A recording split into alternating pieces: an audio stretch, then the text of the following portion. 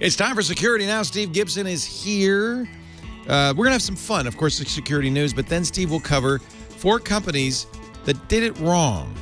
Really, this all ripped from today's headlines. This week's news, companies that just messed up security bad. It's coming up next on Security Now. Netcasts you love. From people you trust. This is Twit. Bandwidth for Security Now is provided by CacheFly at CacheFly.com.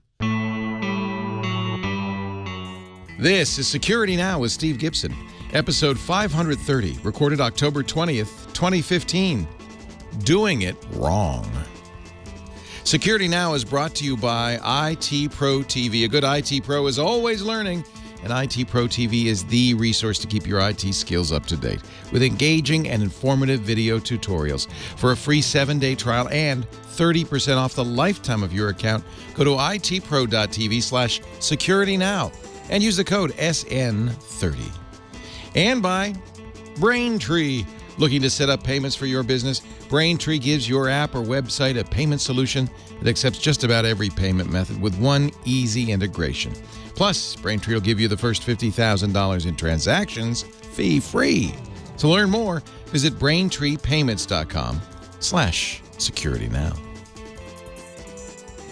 It's time for Security Now, the show that protects you and your privacy and your security and all online stuff like that with Mr. Security himself, James Tiberius Kirk. No, Stephen Tiberius Gibson.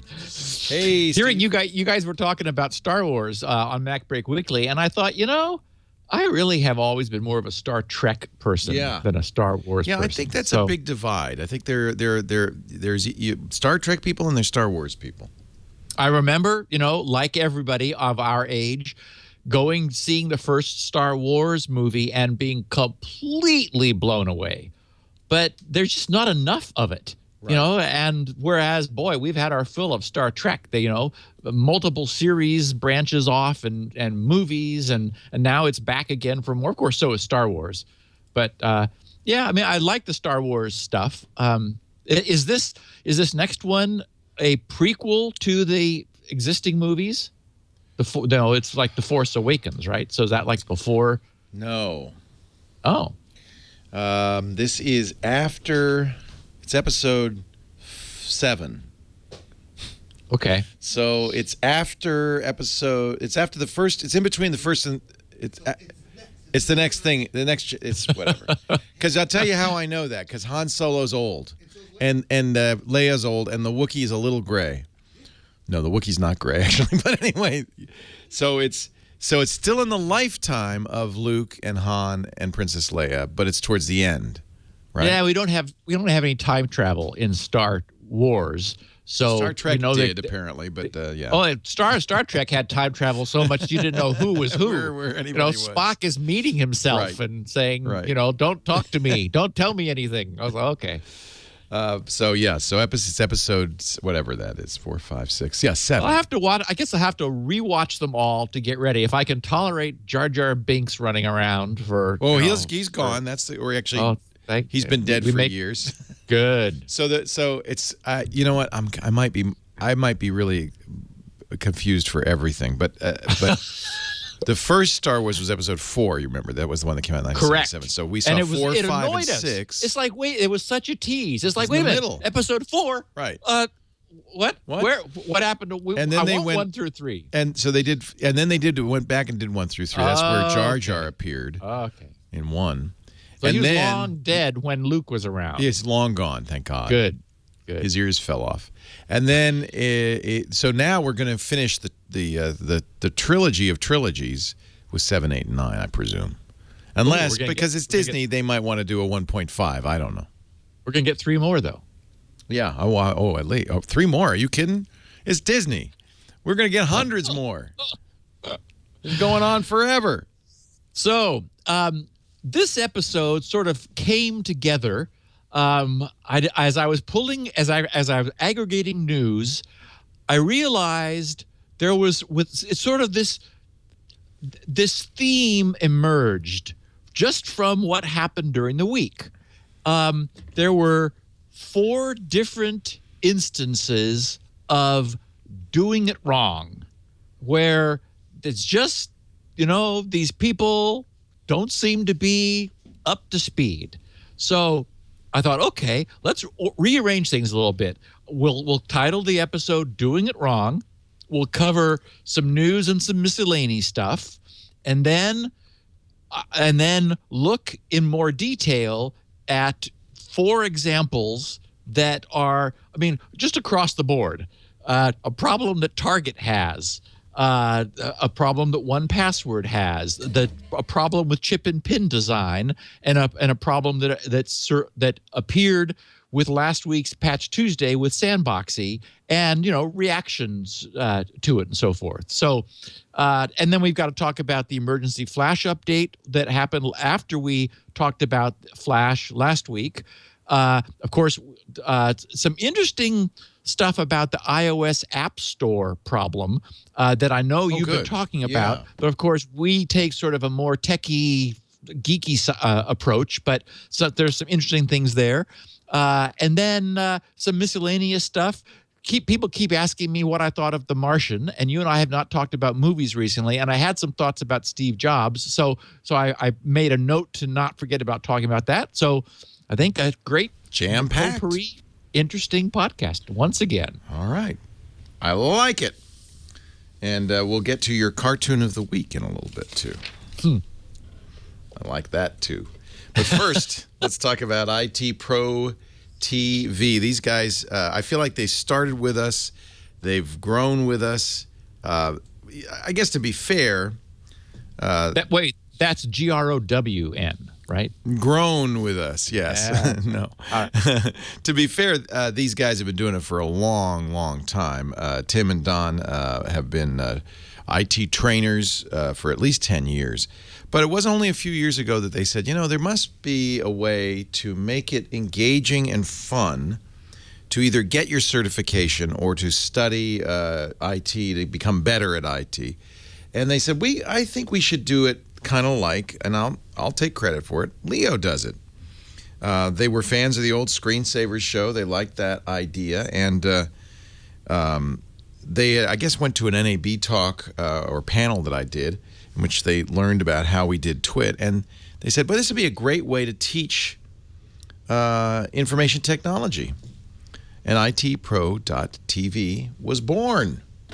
We're big fans of ITPro.tv. In fact, we've got a special deal for you if you want to check it out at ITPro.tv/securitynow. It's a like Twit, it's a video network, but it's dedicated, unlike Twit, exclusively to the world of information technology. So you're getting hundreds of hours of content. They have 50 new hours every week, 2 studios on live all day long, 5 days a week.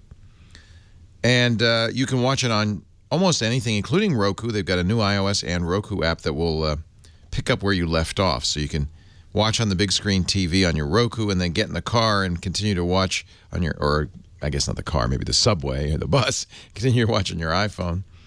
Courses on every subject. In fact, if you go to the course library, you'll see everything from, of course, A+ and CCNA, but also Security Plus, MCSA, CISSP, desktop support for Apple and Windows and Linux.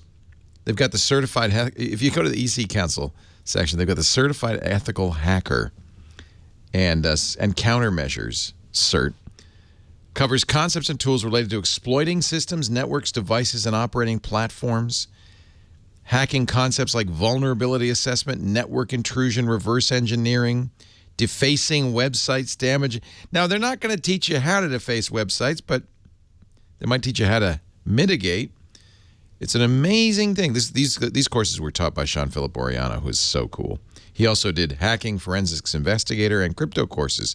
It's all there at itpro.tv. And, of course, your membership, your monthly or yearly membership gives you access to everything. Want to learn how to use Wireshark? They've got a great 2-hour tutorial. Amazon Web Services. I've got to take the PowerShell course. I'm actually excited about that. itpro.tv/security now. Now, here's the deal. By the way, they have corporate and group pricing if you're a business and you want to get your IT folks up to snuff. Clients include Harvard and MIT and UCSD and Stanford and a bunch of companies that I can't mention. Security Fundamentals, pfSense working with SSH, Cisco ASA firewalls, Metasploit. Oh, wow. Super cool. Pen testing tools. It's all in there. Every time I go, there's more stuff.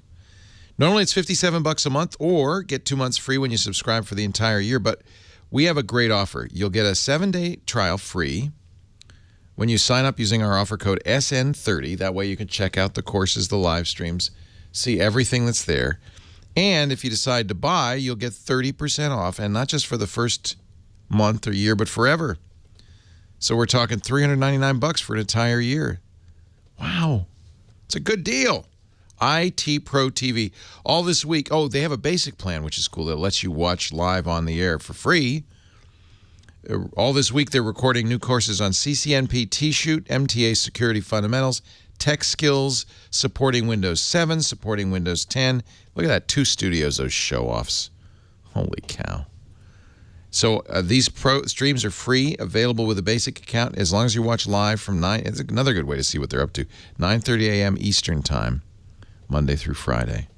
And they've actually got a schedule right there, so you can see what they're up to. I love them. itpro.tv/security now. And you get 30% off for the life of your account, but you got to use the offer code SN30. Steve Gibson, it's time to get the news portion of the show. So there is a fun little cartoon that Simon Zarafa tweeted to me that I got a kick out of. The guy, looking rather frustrated, says to someone on tech support on the phone, "My computer doesn't work. The hard drive crashed. What do I do?" And the response through the phone is, "Did you back up?" And then in the next frame, we show him like way across the room, his chair tipped over, plastered against the wall, and he says, "Why? Is it gonna blow?" So dumb but funny. So. Made me laugh. Good. And I actually got this. I think the first time I've ever gotten a tweet from someone who said, "Hey, I saw the cartoon. I think it's funny." So nice. Good.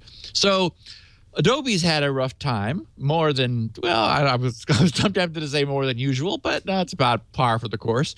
Not only was last Tuesday Patch Tuesday for Microsoft, but as is often the case, it was Patch Tuesday for Adobe, or, Adobe Flash Update Day.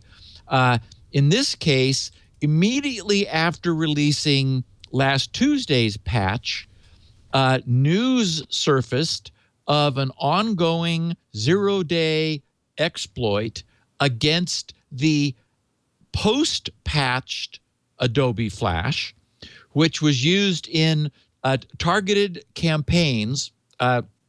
Trend Micro found this happening. They discovered that current Flash Zero exploits were being used in spear phishing emails aimed at political and military-themed targets. So I take my hat off to Adobe. This generated a lot of news. They got on it very quickly. They initially announced they would have a fix this week, but they got it out by only a couple days later, so by the end of last week. So again, IE and Chrome now take responsibility. Firefox will notify you, but doesn't seem to actually be proactive. So we should all be at 19.0.0.226. That's where you want to be now. But again, IE and Chrome users need not worry. But for Firefox users, again, it's unlikely that you're going to trip over this surfing the web, because this is part of the so-called Pawn Storm campaign, which has been going on for some time. They have an amazing supply of 0 days.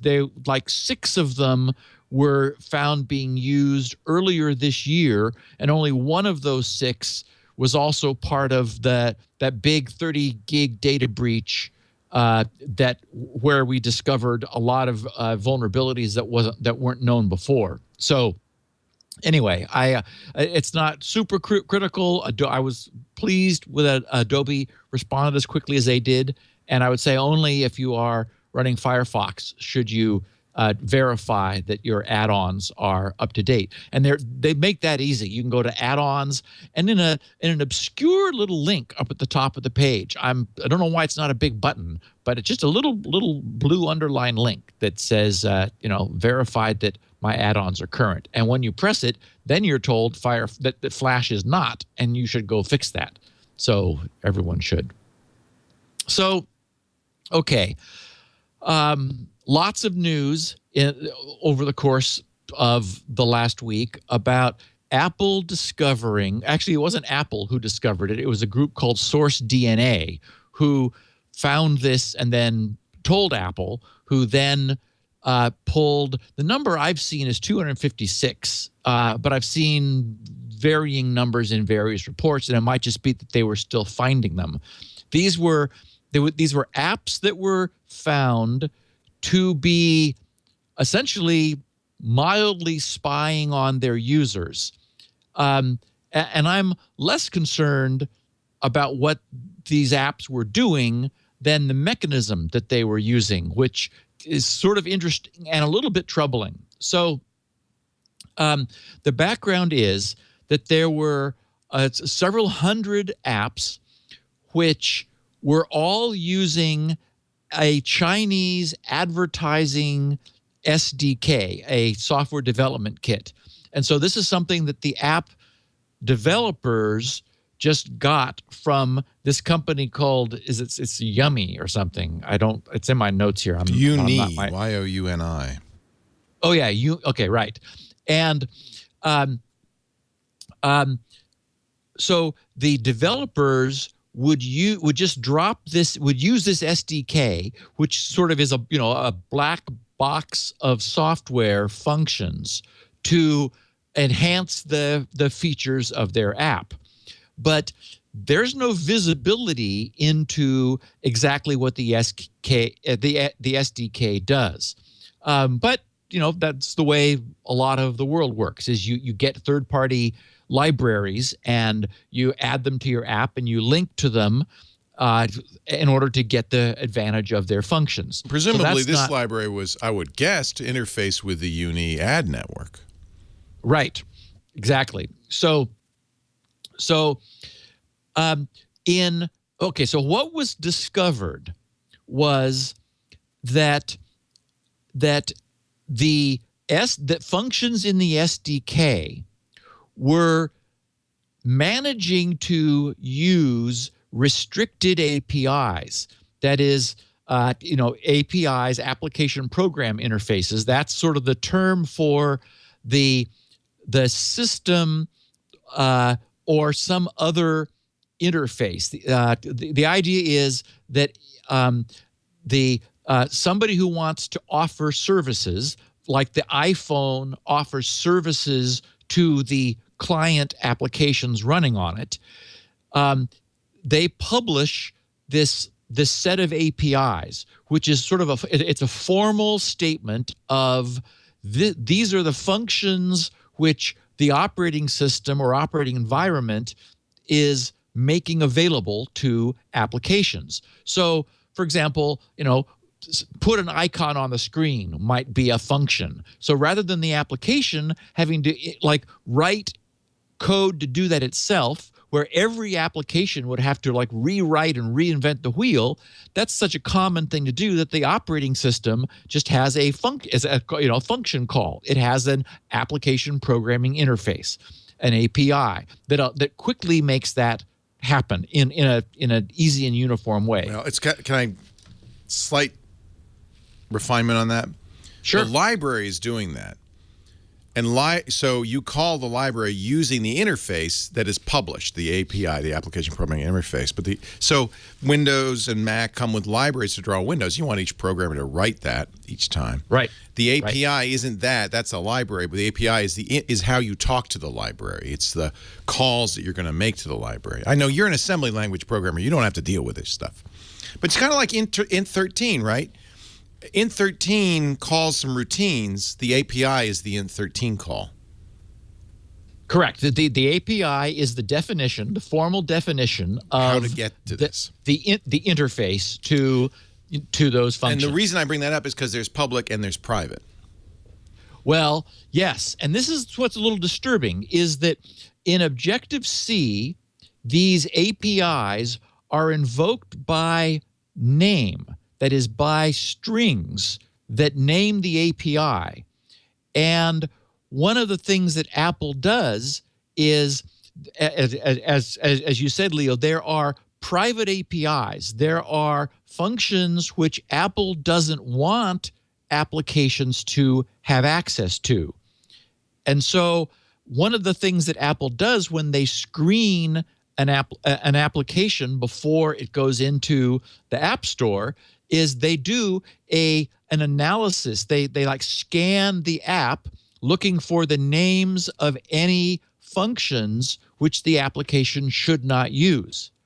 Well, what's disturbing is this is really a bogus way of preventing an application which uses strings to call functions from doing so.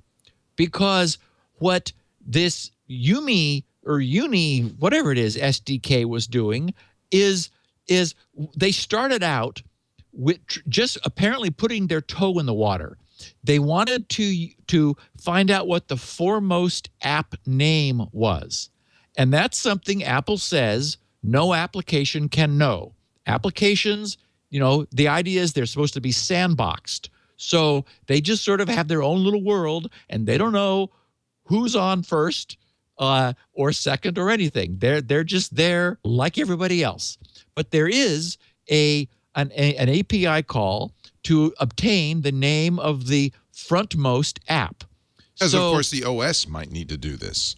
Apple themselves might need to do this. Or even other libraries within the OS might need to do this. Correct. Anything privileged might. But Apple is saying we don't want applications to know because it's none of their business. And so what happened was that the earliest versions of this Yumi SDK were playing with that. What they did was they essentially obfuscated the string. They did some simple little encryption. I mean, you wouldn't have to be much. You just don't want a simple string search to be able to see the name of the API. So at runtime, they synthesized the name of this forbidden API and called it. And so they from China, they stood back and waited to see if anything bad happened. And nothing bad happened. In fact, it worked. It worked. Which it shouldn't, right, Steve? I mean, I don't understand why the OS allows this. Correct. And this is what's disturbing, is that then they got more aggressive. And they added additional functions to their SDK to enumerate the list of installed apps, in addition to getting the frontmost app name, to get the platform serial number, to enumerate the devices and get the serial numbers of all the peripherals, and then to get the user's Apple ID, all restricted. But this is the problem. As I said, what Apple is doing is weak protection. I mean, laughably weak. So that I'm disappointed. Now, apparently, there are stronger protections that Apple can employ. For example, Apple has blocked the acquisition of the platform serial number, in addition to scanning for this for like an obfuscated function name, which it's not practical for them to do. So I was taken aback by the idea that we have been relying on something, such a weak protection, which anybody could get around if they wanted to. So, and I'm not deep into Objective-C and the Apple ecosystem and API. I programmed Windows like crazy, but not iOS. So I don't know why something stronger hasn't been done. I trust something Apple. at runtime as opposed to compile time or. Correct. I mean, Correct. that's crazy. It is completely doesn't make any crazy. sense. Yeah, it ought to. Those functions which are protected should there ought to be a firewall. The functions that are protected should check to see the privilege of the caller, and say, "Wait a minute, who's Yumi?" In fact, that's kind of normally, I would assume, how it works. If you're not root, you can't. There's certain things you can't do. Yeah, and I mean, here's an application that's running at the application level is trying to do root things. This is old. This is solved technology.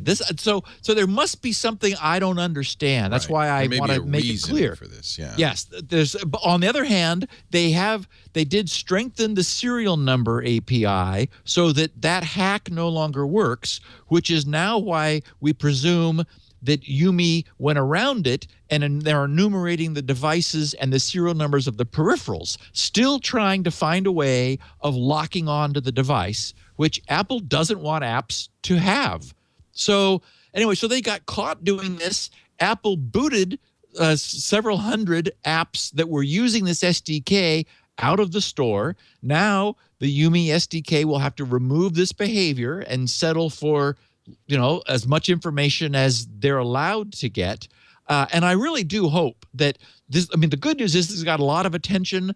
I hope Apple looks at, why aren't we doing a better job of this? Because, it's clearly the whole idea that you can access restricted functions by name, that's just an oxymoron. Because if you're that you're going to do a static analysis of the program in order to decide that it's not misbehaving. Well, obviously, it can dynamically misbehave if it's not statically misbehaving. So, wow, I'm sure I'll get some people who, in fact, we've got a great Apple iOS developer working on the Squirrel client who's upgraded his library, Jeff in the UK. So he may explain it to me. There must be some reason they're not making it stronger, because wow, this is just weak. Well, and it brings to mind a couple of issues or a couple of conclusions you could draw. First of all, it's foolish to rely on the screening mechanism in the App Store to protect you. There's just we've seen it again and again and again, and I think Apple oversells the security of that. There's just no way they can catch everything. It's just not. I mean, there's too many apps coming out. There's too few people doing it. You just can't. Well, and the nature of the PC ecosystem, phones have now become PCs. Right. They're full-blown computers in your pocket. And the nature is we want everybody to be able to create apps. And unfortunately, there are going to be some bad people. Well, but that raises the secondary issue. I mean, here it is, Apple, and you touted their security, and Apple's really said, we're the secure platform, we're the safe platform. And, you could point to some real things that they do. They encrypt the phone by default and things like that. But there is some reliance on them to do the right and intelligent thing throughout. And, of course, because it's a closed source, we can't tell that they are. This is a surprising gaffe. It is. It worries me because it shows that, you can build a facade, we're secure, but if you don't know how to do that right, or you neglect to do that right, you're not, regardless of what you say. Correct. But we can't see into it because it's closed source, so we just have to take their word for it that they're secure. Well, now there might be a reason to think otherwise, frankly. I mean, it just bothers me that this is possible. And of course, Apple will never say why and never explain it. And frankly, I don't think a developer, just because they're an iOS developer, would know either. This is a decision that you make, at the operating system level about how you're going to restrict private APIs.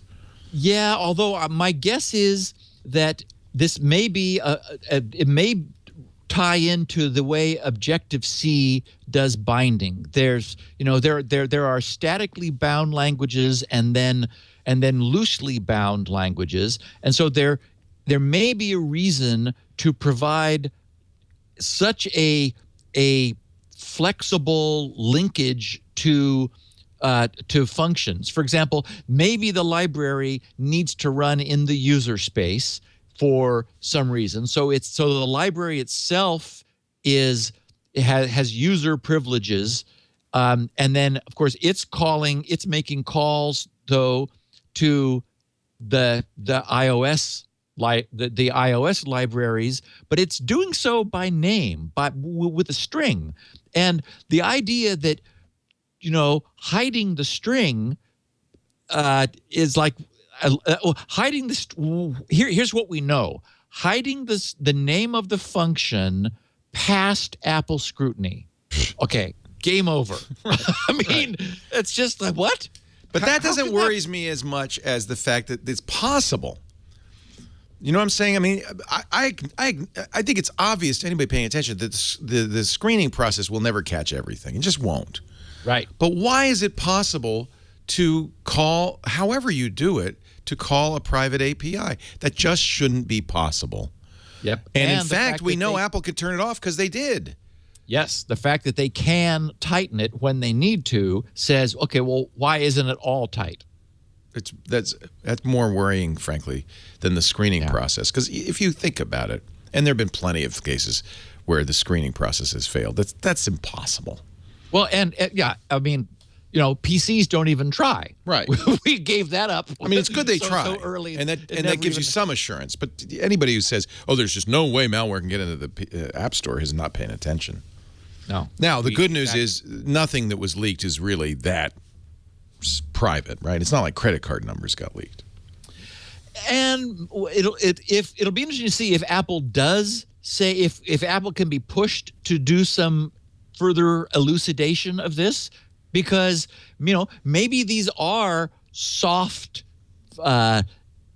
prohibitions, and the really important stuff is and always has been locked down. And so, I mean, really, do we care if something figures out what app is on top? No, not that much, probably. But you might care if your email address is leaked. Yeah, and that is the Apple ID is often your email address, which they have access to. Right. So, yeah. Anyway, maybe I'll be looking for some more information, because I was stunned when I looked at the details from SourceDNA, and that this was a matter of obfuscating a string, which was deobfuscated when it was run in order to call the function. It's like, what? What? Wow. Okay. Yeah. So I got a kick out of this. This was a tweet from again Simon, who found he was talking about the so-called this controversy over different memory suppliers for the iPhone processor suppliers. Yeah, TSMC versus Samsung. Yeah. Right. And how there was a slight difference in the performance of these. Yeah, one chip's bigger than the other. And exactly. And so and apparently this had to do with the memory performance. And we know that memory, the flash memory, is the term for it is NAND memory. So Simon found someone on Twitter who said, when someone notices that there's a 0.2% difference in memory performance between different brands of memory used in iPhones, we will at least have the consolation that it'll be called NANDgate. NANDgate. Yeah, that's not what they discovered, unless they've discovered something new. They discovered that one has better battery, or theoretically better battery life, although Consumer Reports proved that not to be the case. Probably the smaller one, someone would have guessed. No, it's the other way around. I know. I would have thought the smaller one would be better, but they say the TSMC chip's better. I have the Samsung chip. Megan has the TSMC chip in our iPhones. It doesn't matter. No difference. Do not feel that you have been somehow ripped off because you got the Samsung chip. So I got a reminder via Twitter from Brent England, who said, SGGRC, have you posted your comments / review of the Martian movie? Interested in your thoughts. And have you had a chance to see it, Leo? Loved it. As did I. And as I did mention on the podcast, I read the book, because as being what it is, as an entirely different medium, you just get so much more exposition. And I found myself explaining to the group that I went to see the Martian movie with all the things that we didn't know. Oh, I bet they loved that. I hope it wasn't during the movie. Oh, no, I waited. But the fact that the potatoes that he had had never been flash frozen, which would have destroyed the bacteria in them, because they were going to be used for Thanksgiving, because their mission was going to straddle Thanksgiving, and so they had to have a Thanksgiving dinner with potatoes, real potatoes. And so, yes, exactly, not powdered, and so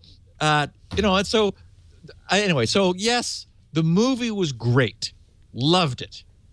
The book was better. Again, it's not to say that it's not to disparage the movie, but I read the book. Well, there's more in the book. Jurassic Park, the book was so much better than the movie.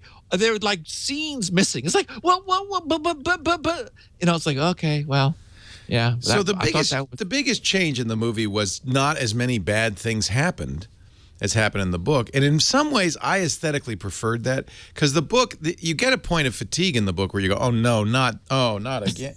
It's like, oh, come on. No, can't. No. And that's part of the book, of course. In the movie, just enough bad things happen. Yeah, and I don't think the movie managed to convey the degree of his problem solving. The difficulty. Yes, I agree with you. Yes. Yeah, like making water. Yeah, they gave us a gratuitous explosion, and he was still smoking when he was doing his log entry. It was a great humorous moment. But you didn't. I would argue that what was so compelling about the book, and of course our audience had read the book. We'd talked about it, and they loved the book. It was that the book took us into how hard it was to survive. Right. This made it sound like, well, I'm checking off another day on my large calendar, but it mostly seemed like he would be bored sitting there looking at the Martian horizon, and it's like waiting to get rescued. Right. It's like he really didn't spend much time being bored in the book. Right. He was really struggling to keep alive. Right. Yeah. So both are great. You should always read the book before you see the movie, no matter what. Absolutely. Yeah. So speaking of which, there is a hotly anticipated series on Sci-Fi, the Expanse series, which is starting not long from now, but there's a series of books, and the books are really good. So if anyone is interested in books before TV, the Expanse series, really interesting, some really new concepts, and who knows what sci-fi will do to it. I shudder to think, but we're starving for science fiction, so what the hell. Okay, the Steve Jobs movie. You saw it. I will not see it. Yeah. You shouldn't see it. I should not. It's offensive. I knew Steve. I've seen every other movie. I've read every book. And I meant to tell you, but it slipped, that the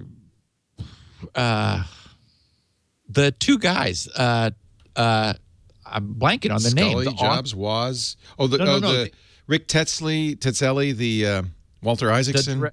Yes, Isaacson and Tetzelli were both interviewed for the entire hour on Charlie Rose. I'll have to watch that. Thursday before last. I wanted to make sure you knew, because it was really a good interview. And it's funny, I didn't realize that the director actually said that they cut out time to make the actors seem like they're talking faster. I said, "What? You're kidding me!" I mean, actors can rarely keep up with Aaron Sorkin's dialogue. That's the problem. Right. Your brain doesn't work that fast. It's completely over the top. I loved The West Wing just for this, real people like that. No one is that smart. No one talks like that. If you could have named it, Steve Hobbs, and made it about a roman à clef even, or just not even pretend. It's beautifully directed. It's really Sorkin's among his best writing. It's really good in that respect. But the problem is we know the participants and we know what happened. And it feels a little sacrilegious to watch it because that's not Steve. No, and I mean, and the idea of focusing on just like that high pressure moments before the that's theatrical. That's why. Exactly. It's not a biographical movie. It's not intended to be. So it works theatrically. I'm surprised that Woz said he loved it. You know why? Because he is not as poorly treated in this movie as in the Ashton Kutcher movie, but close. At one point, Jobs calls him Rain Man.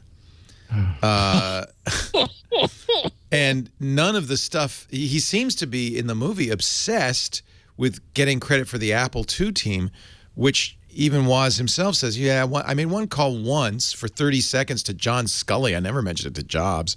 And it was just when the Apple II team was all getting fired. And I said, you should really give them some credit for building this company. That's it. Nevertheless, that's all he says. And it's terrible. That's what's conflict for me. It's a great movie.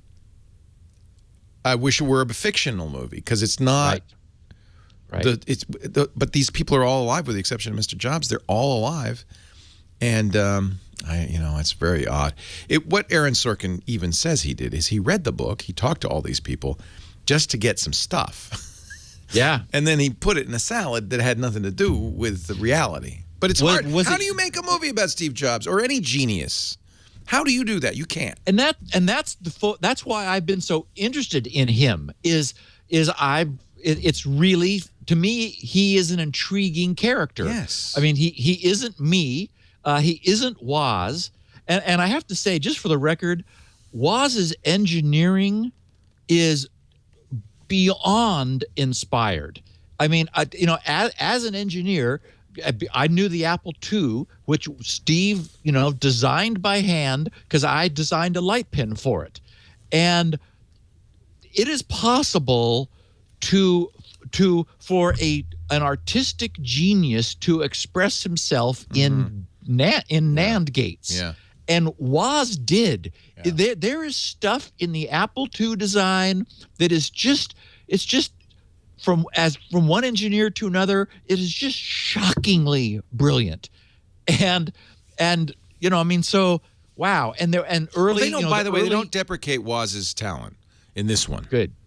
In this one, in fact, Woz says, "What do you do? I invented all this stuff. What do you do, Steve? What is your contribution? People think I'm Ringo and you're John Lennon. I'm John Lennon," is what Woz says. Yeah. When I can see it without it, clicking up some counter somewhere or generating full box. Yeah, I mean that would be watching on Netflix and they get no money, but it's not that. It's more for me. It's just it was hard to watch because it's like it's like a gut punch. Yeah. Because that's not what, and yet and brilliantly written, brilliantly directed, brilliantly acted. I mean, and I love Sorkin's writing, so I'm missing a piece of Sorkin. It's probably his best writing. No, not one Sorkinism that I could detect. You know the Sorkinisms? Yeah. Yeah. There's certain things that he says a lot. Not one. He obviously read that website. Right. And then decided, okay. I'm not using those cliches. That's point taken. Yeah. So, two things. One, from Twitter, David McKay said, "You're using PF Sense now? ? Roll your own or off-the-shelf box? ? More details in future episode of Security Now." And then in the mailbag, I ran across Mike in Tracy, California, who the subject line was "SpinRite recovers a TiVo drive." So this was dated October 15th, just happened. He said, "Steve, thank you. SpinRite repairs non-bootable TiVo Premier." Ooh, I think that's what I have. So I'm glad to know. Hard disk drive. After SpinRite Level 2 repaired the drive to bootable condition, then I promptly copied the contents to a larger drive. No, I think mine's the largest drive, so maybe it's not the Premier. Anyway, He says, several weeks ago, you talked about pfSense. Can you tell us more about how you have it configured? And I should mention that I've gotten, these were 2 representative questions from a lot of people. I really think of it as the gourmet, high-end, every imaginable bell and whistle, industrial grade router firewall software. It's evolved over time.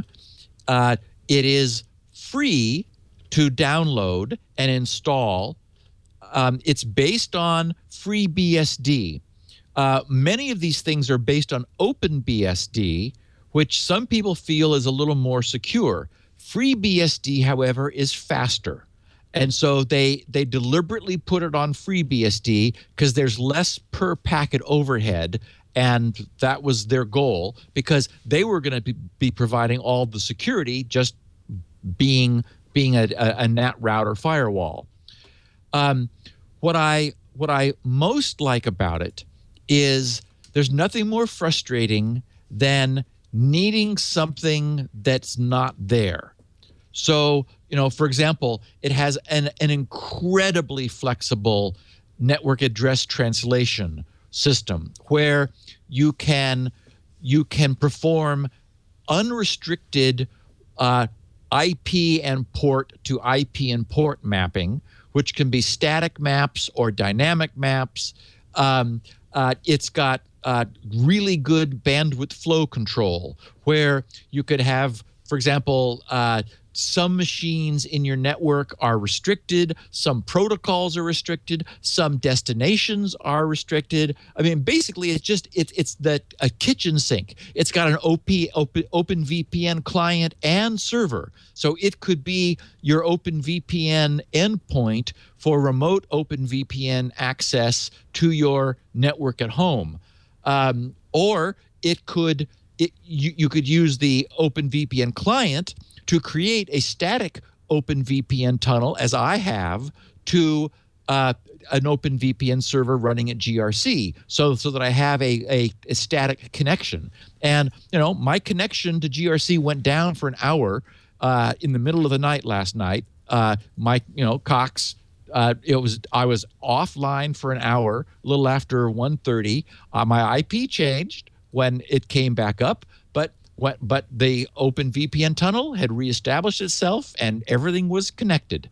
So anyway, all you really need is a PC compatible machine with 2 network interfaces.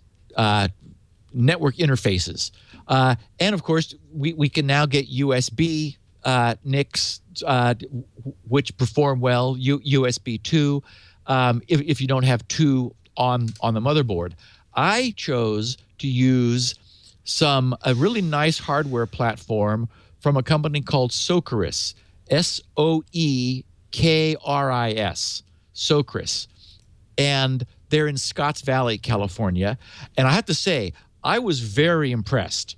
As I mentioned on the podcast, I slipped, pure fumble fingers, crazy. The lid of the case hit the top of some capacitors on the motherboard, and I had not unplugged it. Dumb. And I killed it. And it was like a week old, because I decided I would get the latest Sokeris board when I was setting up my system. So I immediately ordered another one because I had to stay on the air, and I sent them an email, and I said, "Hey, I've got a board here that's only a couple weeks old. I just killed it. Is it worth fixing? Will you guys fix it? What do I do? Because it's brand new, but it's my fault, but it's dead." So I shipped it to them, and they responded a day or 2 after they received it, saying, "Yeah, it wasn't anything big. We fixed it, and if you'll pay for shipping, we'll send it back to you." So it's like, nice. Wow. That's great. I mean, that's what you want. So I can vouch for those guys. For somebody, however, who wants a turnkey solution, that is, who just wants to use this without any other muss or fuss, the pfSense people also sell hardware with pfSense pre-installed running, and so you get this little box for $299, and it's plug and play. So and optimized and tuned for their software. So check out pfsense.org. The software is there to download for free. You don't have to pay for anything for it. And I should say that it also has an intoxicating web interface. I mean, the web interface is just how far down do you want to drill? It does everything. And so for a higher end user that wants more power than one of our standard little plastic blue routers gives us, this is what I would recommend. And for example, right now, I'm using it to NAT my network. I have it is maintaining a block of IPs which are a tunnel to a remote network at GRC, and I have a static Skype port natted or mapped through to my Skype machine so that I have a zero relay connection to the Twit Brickhouse. So, I mean, it's doing everything I want, and I'm not even using a 100th of its features. So you don't need fancy hardware. If you don't have hardware, Socris, if you want to roll your own, or you can get it the hardware from pfSense, or just if you've got an old PC around with a couple NICs, since it's FreeBSD and it's a I think it's a 10.1 FreeBSD, so it's the latest. It knows about all your hardware. It'll just drop in and find everything and configure itself and come up running. In fact, you might just, if you didn't want to stay with an old unused PC, you might just download it and install it to see what it looks like, and I think you'll be sold. I think it's the right choice for the power user. And just a note from Al in Wisconsin, who said, he said, "Hey, Steve and Leo, last month I had 5 laptops come into the shop with it's slow complaints, and it turned out that all 5 had hard drive issues quickly detected by SpinRite. Afterward, my clients reported immediate and sometimes unbelievable speed increases. Thank you for making me look great to my clients." And I just wanted to note that that's one of the things that people experience with computers. And as you know, Leo, as the tech guy on KFI, you're dealing with this all the time. There are many reasons for machines slowing down over time. But one is that is often neglected is that the hard drives will silently retry when they're having trouble getting a correctable read from the sector. If even if it's not perfect, they can correct errors up to a certain size. When it gets beyond that, they'll just try a bunch. And so one of the things we often hear is that running SpinRite sped up the machine. So that tells you this drive was getting ready to be worse than slow. It was getting ready to give you no choice but to run SpinRite. So for those of you who have SpinRite, that's one of the signs of something happening. In fact, it happened to another machine of mine the other day, last week. In fact, it's the machine that I use for running Skype, and it was taking a lot longer to boot than usual. So I ran SpinRite on it after last week's podcast, and it booted fast today. So it's just something to keep in mind. Drives will slow down oftentimes before they die. They're like, it's annoying that we don't get any real notice of that other than slowdown. But what people report after running SpinRite is that it's a lot faster. Yeah, even on a smart drive, you don't get notice. You just get a crash. You get slow down and crash. Exactly. Increasingly, I always get calls, lots of calls from people who have slow computers. And for a while, the stock answer was, well, you have any malware on there? But increasingly, I feel like this is the thing, probably most likely to fail on a personal computer is the moving part, the hard drive. Yeah. And that's a symptom. And so almost always now I just say, hey, first check the hard drive, because that's, I would say 90% of the errors that happen on PCs are because the hard drive is failing. You get crashes, you get slowdowns, you get all sorts of things. It's nice to be able to run a program that just says, oh, yeah, here, let me fix that for you. All right, let's take a break. We come back, we're going to talk about 3 things people have done wrong. Errors, security errors, 3 of them. Yeah, ripped from the headlines. But first, let's talk about Braintree.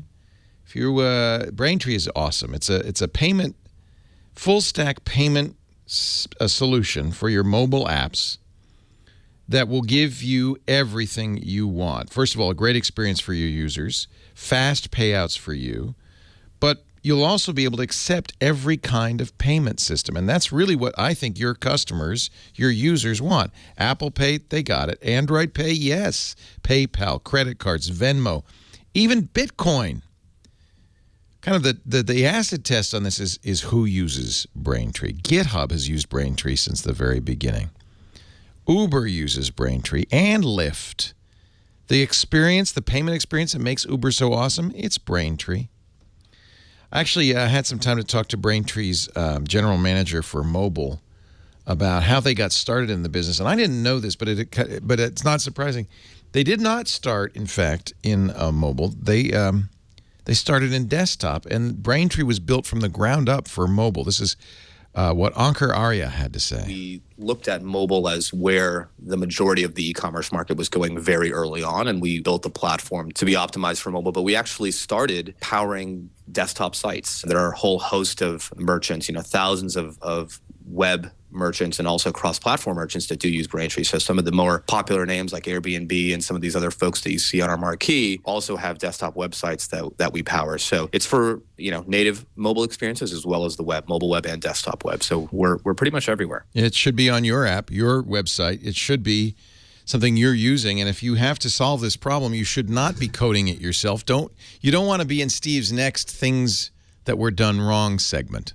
You want to do it right. You want to get a payment solution that's secure, that has fraud prevention, that makes it easy for you, and a superb experience for your customers. You want Braintree. Visit BraintreePayments.com/security now to find out more. They've got a sandbox you can play in, and you can see what your app would look like. If it's 10 lines of code, the SDK supports pretty much every possible language that you'd want to be coding in. Every possible payment solution. And if you're too busy to do it yourself, they'll even do the integration for you. They're astounding. Braintree. Check it out. BraintreePayments.com/security now. And as a little bit of a incentive, your first $50,000 in transactions will be fee-free, but only if you go to BraintreePayments.com/security now. This is how it ought to be done. Steve Gibson, Leo Laporte, Security Now. All right. 4 companies that did it wrong.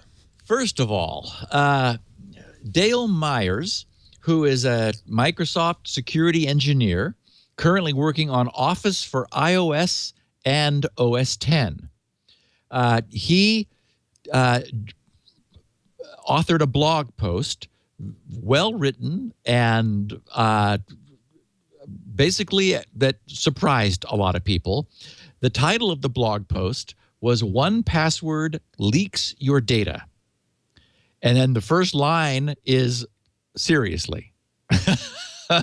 And he explains this as well as I could, so I paraphrased it a little bit for brevity, but he said, 1Password Anywhere is a feature of 1Password which allows you to access your data without needing their client software. If you browse to your .agile keychain file on disk, you'll find that it is actually a directory. Inside this directory is a file named 1password.html. If you access this file over HTTP, you'll be greeted with a gray page which has a lock image and a password field. And so the idea is that this 1password.html is a sort of a self-encrypted page. And if you look at it with a browser, it just shows, it just is gray and it's prompting you for your password. Enter your password and your keychain will unlock, and you have a read-only view of your data. So what's the problem? Well, it turns out that none of the accompanying metadata is encrypted. I discovered this, writes Dale, after having a sync issue with Dropbox. He says, I used Dropbox to host my keychain. The file that had issues was 1password.agileKeychain/data/default/contents.js. Being a curious kind of guy, I opened the file to see what was in there. The answer is the name and address, meaning the URL, of every item that I have in 1Password. Every single one, in plain text. For those of you thinking, so what? Perhaps you have nothing of interest in there. But there are other considerations. Perhaps I signed up for some specific pornsite.com, and this isn't something I want to broadcast. However, I've done just that, writes Dale.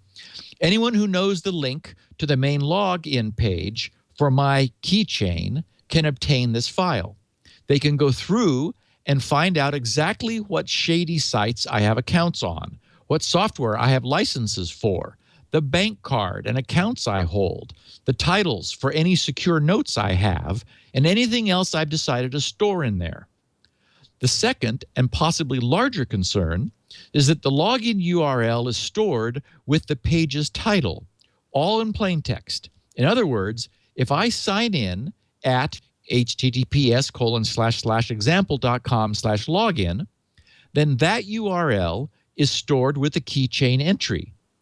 This is often not an issue, but it can be. I recently signed up with a large ISP in the UK and had to reset my password due to a bug on their system. I was sent an email with a reset link in the email. I clicked the link, enter a new password, and press submit. At this point, two things happen. The first is that my password is reset. The second is that 1Password prompts to save my credentials. Since I used an auto-generated password and I like to keep my password secure, I click Save. Now my new password is stored in my keychain. But what if my ISP's website didn't properly expire that email link after its use? Website developers aren't perfect. We make bad decisions and sometimes dangerous ones. Maybe these guys made a mistake that is all too common. So I go back to my email and click the password reset link again. Sure enough, I get prompted with a screen where I can reset my password again. They didn't check to see if I had already used the link. And now that reusable password reset link to my account is stored in my publicly accessible 1Password metadata, and that's, remember, in plain text. Anyone, writes Dale, can go and paste this link into their browser, and they have full access to my account. Dale writes, presumably, I don't need to explain anymore about how this is a huge issue. But it gets worse. I decided to have a look to see just how bad things were. Thanks to people having links for easy access to their keychain on their websites, meaning that since this appears to be an encrypted web page, people have put this encrypted web page on their website for easy access since it's encrypted. Whoops. But of course, the metadata is not. So Google has indexed some of these. A simple search brings up results. By looking at one of these, it was a simple matter to identify the owner of the keychain and where he lived. I know what his job is. I even know the name of his wife and children. If I was malicious, it would be easy to convince someone that I had compromised their account and had access to all their credentials, not to mention the fact that they have revealed their location online, which may put their personal safety at risk. So, What did I do? I immediately tried to reach out to AgileBits to make them aware of this serious data breach. When I received a response from one of their engineers, I was given a few links to the details about their keychain and the assurance that not only were they aware of this breach, but it was by design.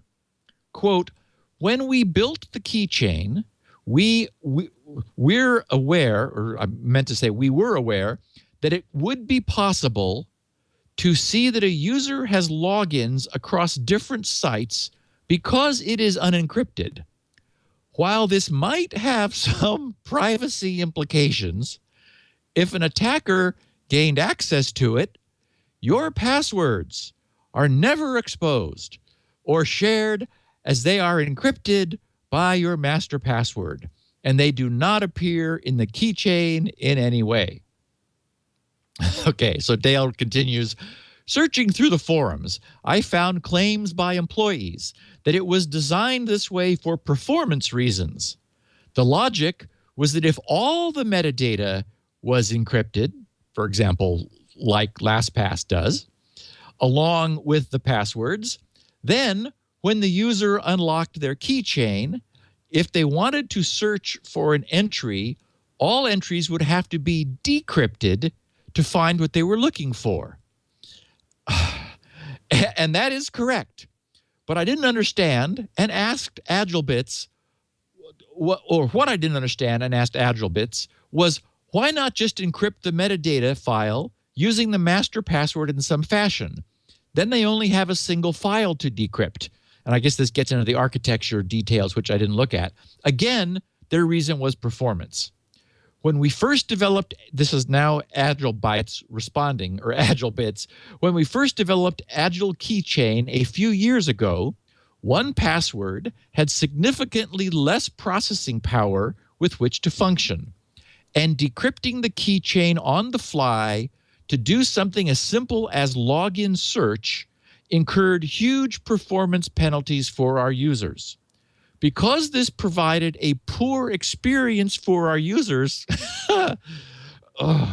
we decided against requiring extra decryption steps for this process. Okay. Furthermore, I now, speaking, did some additional digging, and I discovered that back in 2012, 3 years ago, they changed things to add encryption for all the metadata. But they were not sure whether this new fully encrypted solution would be completely cross-platform compatible. So they never made it the default, and almost no one is using it. So something has been available to address this for 3 years, but with apparently a reduced feature set. So it's not in use. You can't put your key login on the web and access it that way. You lose that capability. I will never give them any of my data because this represents a fundamental, crucial failure of judgment. If they're putting the search speed performance in front of security, then they're off my list. So for what it's worth, I don't think anyone would argue with the fact that they have done it wrong, because where we go, what we do, what we name things as part of putting it in our vault should be private and should be encrypted. And the fact that they even knew it 3 years ago and didn't fix it, didn't make it work. Other people have, these people didn't. So thanks anyway. Now, number 2. Oh, goodness. This is great. This is completely different, but there's a firewall lesson in here. So the BBC picked up on the story of something that happened in Campbell, California, a little bit south of San Jose.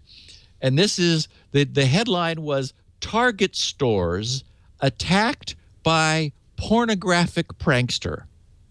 So David Lee, who's the BBC's North American technology reporter, wrote last Friday, Gina Young was shopping at U.S. superstore Target on Thursday morning when she and the other shoppers suddenly heard a surprising announcement over the loudspeaker. Explicit audio from a pornographic film was blasted out for all to hear. And it kept playing and playing for 15 minutes. What? Ms. Young, who was shopping with her twin 3-year-old boys, uploaded the clip to Facebook. And he has a link there with a warning, obvious warning, it has rude audio. People were up in arms, she wrote. Some people threw their things down and walked out. Others were yelling at employees. As pranks go, it's fairly low grade, writes Dave. But Target has a problem. Staff at the store in Campbell, a small city just south of San Jose, were all but powerless to stop it due to how the PA system is designed. And it's not an isolated incident. According to local media, it's at least the 4th time this prank has happened since April. In one instance, a store had to be evacuated. What? I wonder what they were playing over the PA. So what's going on? Are mischievous staff causing trouble? Have Target systems been hacked? Oh no. Okay, so that's the end of the story. So I know what's going on. It turns out that for convenience, anyone who wants to make an announcement, any employee presumably wants to make an announcement, picks up one of the many available phones located around the store and dials the extension number for the PA system. It's a 4-digit number, so you're not going to hit it at random, but they all know what it is. So they dial that, and the PA system is an extension on the phone system. The bad news is you don't have to be in the store.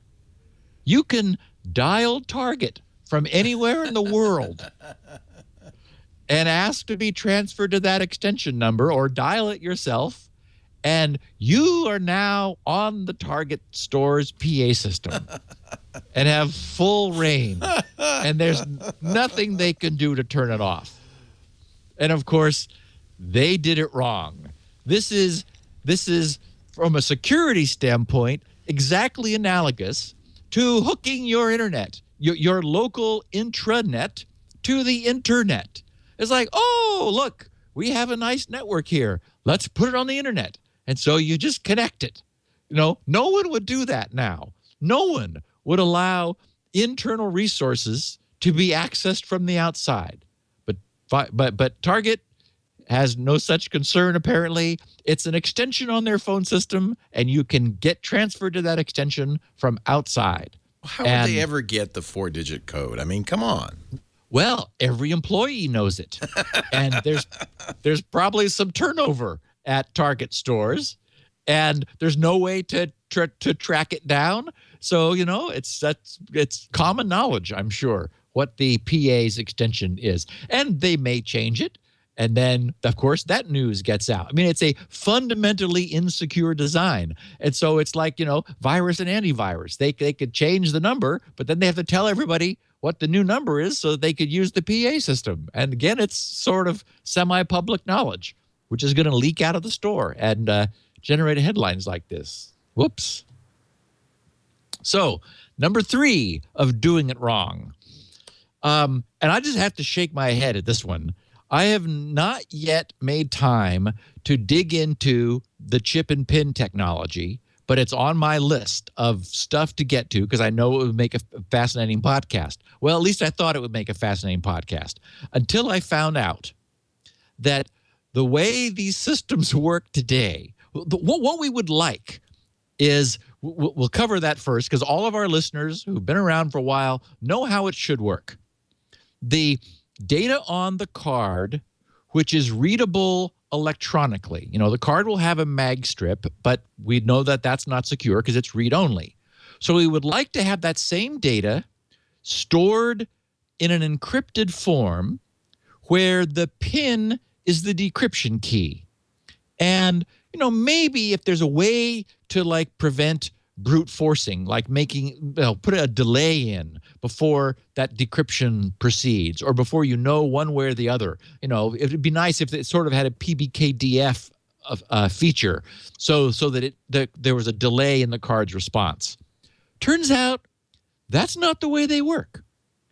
You stick the card in the terminal and you enter the PIN. The PIN goes to the card with the question, is this the right PIN? And the card says, yep, you got it. And then the terminal reads the information out of the card. The verification of the PIN and the reading of the information are disconnected from each other. And so some clever people figured out that and I have a picture here in the show notes, that they could create a very thin overlay which has only enough intelligence to respond yes to any PIN query. Yeah, that's good. That's good. That's good. I like that one. So the bad guys get a stolen card. They like a piece of Scotch tape. They lay their overlay on top of the contact area, so it's very thin enough so that it won't keep it from going into the slot. Now they can freely use this chip and PIN anywhere they want. They walk up to the teller and stick it in and enter any PIN. Their little shim says, yep, that's the right PIN. It confirms that to the terminal, which then sucks the information out of the card. Holy cow. Doing it wrong. Holy My cow. Lord. So, wow. Yes. Incredible. And finally, Sandboxy. Our listeners will remember when I finally gave up on NoScript, on running with scripting disabled by default. And let me tell you, was that the right choice? I didn't realize, how sometimes you're not aware of how much anxiety you're carrying with you. Basically, websites weren't working anymore. And so ordering things and logging in, everything was broken. And so I had just gotten accustomed to things not working. And so I'd go in and I'd turn NoScript off, for only this visit, and then things would work.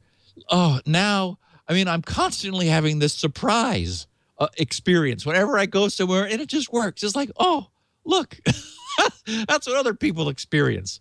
So when I gave up on scripting, I sort of had a backlash concern that, oh my God, now my browser is going to be exposed. Of course, I've got uOrigin now, and so uBlock Origin, and now I'm happy again. But for a while, I played with Sandboxy, which just was too much in the way. Well, there are a lot of people who decided they want a virtual machine-ish. They want a sort of an external sandbox around the browser's internal sandbox, and I can understand that. And to sandbox other things too. You could sandbox your email client so that it's prevented from having full access to the OS. So to do this, you must be aggressive. That is, the operating system was not designed with a third-party shim, essentially. This is essentially what it is we were talking about APIs, application programming interfaces, where the client program calls a function to get something done. What an external sandboxer does is it intercepts that. The term is hook.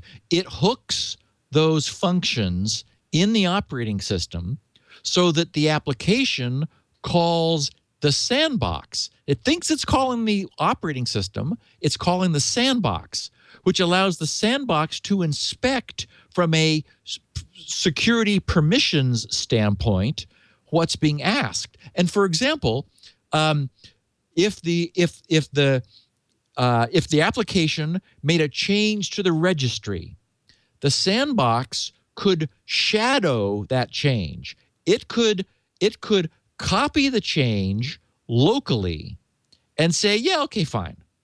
And so even when the application reads it back from the registry, the sandbox checks to see whether it has an override which it has saved to what's really in the registry, and if so, that's what it provides.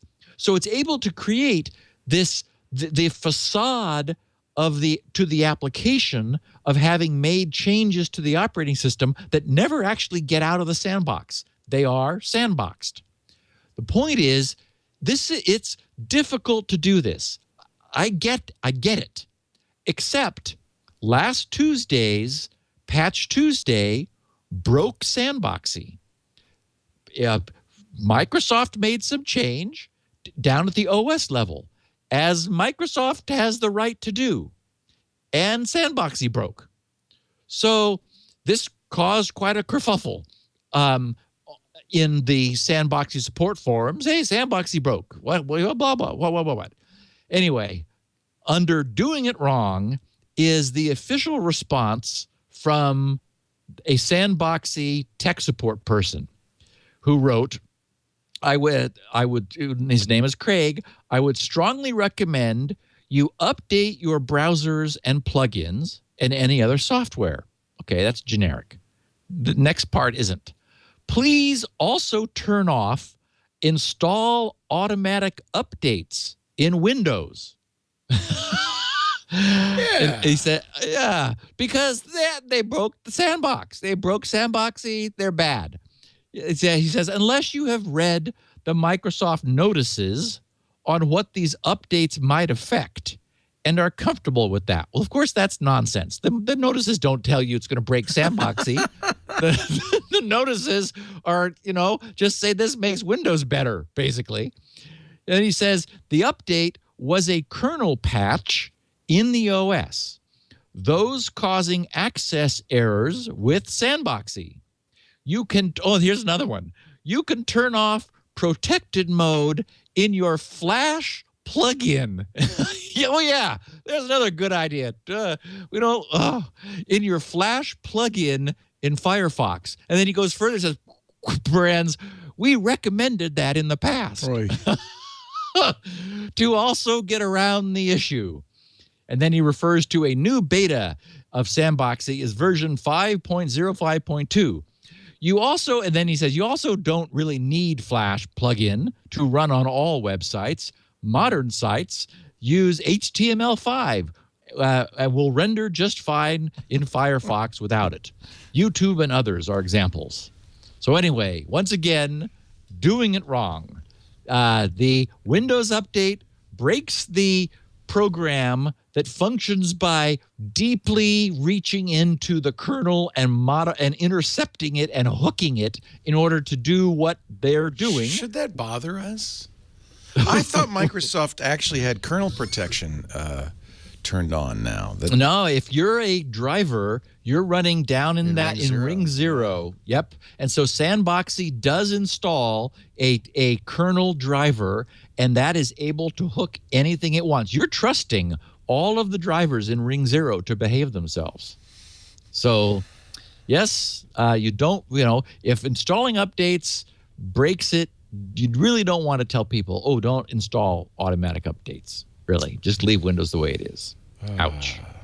Yeah. And in fact, the guy's wrong, because if you took the Windows 10 upgrade from 7 or 8, you don't have the choice. You have to install updates. So you can't just turn them off. A very good point. Yes, as you said, Leo, we talked about that last week. Yeah. That you got updates, baby. And so what it means is that Sandboxy will break until they fix it. I'm sure they were looking at specific the way you patch, because these are undocumented, is you look for specific patterns at the API call, and you put a jump there, and then you replace in your own code the code you overwrote in the Windows code so that it sort of does the same thing, but that gets control to you. I mean, they're like, it's an unclean way of hooking, but it's because Windows wasn't designed to be hooked down at that level. So, Windows doesn't want this to happen to it. And the other thing is, notice that Windows signatures are checked, but once it's loaded in memory, then modifications can be made. And this is exactly what Sandboxy is doing. So Microsoft made a completely permissible change to their own code, which broke Sandboxy. Unfortunately, the advice was, okay, don't do updates. No, that's doing it wrong. I haven't checked this one, but we could add a fifth to the list if you want. Apparently, Western Digital's hard drive encryption doesn't actually work. This comes from some InfoSec folks, and it was written up by Ian Thompson, our friend Ian Thompson, in the Register. It could be brute forced, but anyway, there's a paper. I'll pass it along to you. If you're using drive encryption by Western Digital, you might want to read the paper. Too bad too, because WD has been at the top of the heap in terms of reliability. I think Seagate fell for a while, but Backblaze did an analysis from all of their amazing number of hard drives, and WD has been looking pretty good. I didn't like them for a while, but looks like they're doing well again. It looks like they only tested the My Passport series, which is maybe not. So it may not extend to all of it. I don't know. I'll let you read it and let us know next week. We'll talk about it next not week. Prepared to discuss this. I just found the link from my wonderful chat room. In the doghouse, maybe. Maybe. Yeah. Steve Gibson's not in the doghouse. What would we do without him? He's the man at grc.com. That's where you'll find SpinRite, the world's finest hard drive and maintenance recovery utility. You must have it. And lots of other stuff, including this show, 16 kilobit audio, 64 kilobit audio, show notes, and a fully English, handwritten transcript of each and every episode. GRC. Boy, and Elaine does such a nice job. Thank you, Elaine. Did she write the part where you did last week where she types this and she'll be typing this? I'm sure she did. I'm sure she was chuckling while she was stuck in an endless loop. We have to figure out a way to do some recursion on her and really mess things up.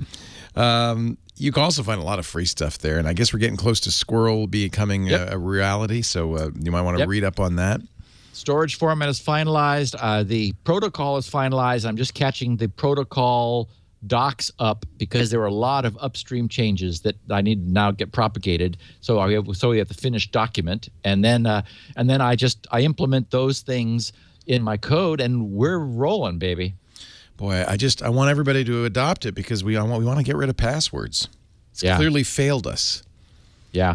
What I think will happen, something I didn't realize, another mode of use for Squirrel, I've received lots of inquiries from corporations that just want to use it for themselves. Right. And I realized, it's not, it is, one of the beauties is it can be incrementally adopted because it can live alongside traditional login. But if it's something, as long as you've got support on the platforms your employees are using, and we do, then it doesn't have to be universal. It doesn't have to be publicly adopted to be useful. Corporations are wanting it because they want to solve the problem for themselves. They don't want to deal with password resets and I forgot my password and all that nonsense. So I think it's going to get some traction. Good. I'm just going to push across the finish line. Good. You can also come here and get all your shows. We do on-demand versions of everything we do, video and audio, at twit.tv, in this case, twit.tv/SN. Of course, subscribing in your favorite podcatcher works too, and that's probably the best thing to do. That way you don't miss an episode. We'll be back next Tuesday at about 1:30 Pacific, 4:30 Eastern Time, 20:30. That's when we record. I hope you'll tune in live because we appreciate, as you know, we appreciate the chat room's contributions to the show. And Steve, I hope you have a great week, and I'll see you then. We'll do a Q&A next week, unless the world collapses in the meantime, and it's happened before, but we'll hope things stay kind of quiet. Well, then I should explain. If you want to ask Steve a question, do not email him. Go to grc.com/feedback or tweet him at SGGRC. And that way, in 140 characters, you can ask your question, and Steve will perhaps answer it next week. Actually, you can do a DM, because I accept DMs. Unlimited DMs. Yep. Thank you, Steve. We'll see you next time. Bye-bye. Security Now.